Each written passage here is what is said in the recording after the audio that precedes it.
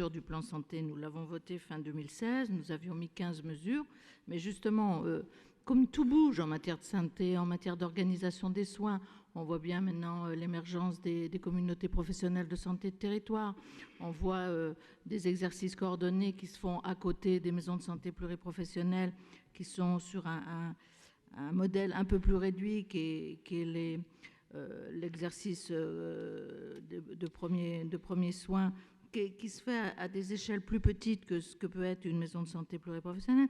Donc nous bougeons et nous accompagnons les mouvements qui se font et qui sont à la fois à l'initiative des élus locaux, mais surtout à l'initiative des professionnels de santé. Donc c'est ainsi, vous l'avez remarqué d'ailleurs, qu'on est allé dans certains territoires où il n'y a pas d'offre libérale sur les centres de santé, un soutien des centres de santé. Nous aidons aussi la Fédération des centres de santé, notamment les centres de santé infirmiers qui, lorsqu'il n'y a pas d'offre du tout libérale, emploient des médecins salariés pour pallier la difficulté d'accès aux soins sur le territoire. Nous allons de plus en plus aussi vers des soutiens à des postes d'animateurs locaux dans des territoires très fragiles. C'est une de nos mesures. On le fait dans le territoire fragile de la Sarthe autour de Saint-Calais. À chaque fois, on essaie d'adapter nos dispositifs et les soutiens que l'on donne au territoire et à la configuration du territoire par rapport aux professionnels de santé.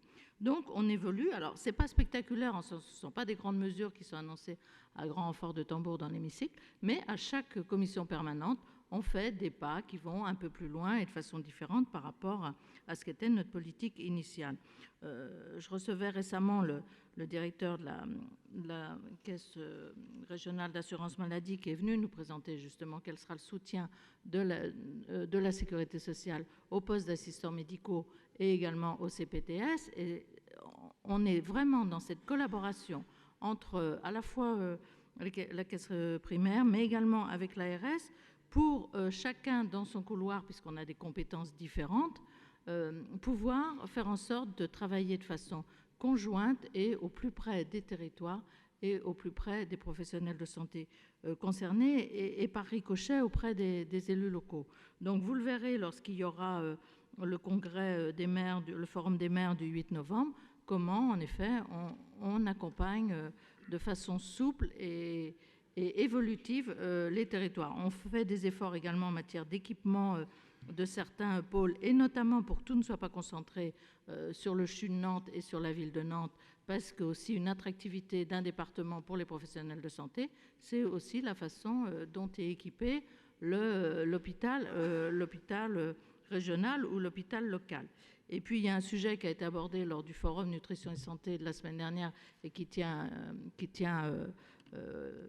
chèrement au cœur de notre présidente, c'est celui de santé et nutrition, et nous ferons des propositions en ce sens pour s'inscrire dans quelque chose qui ira dans ce sens. Ça a été annoncé lors du forum.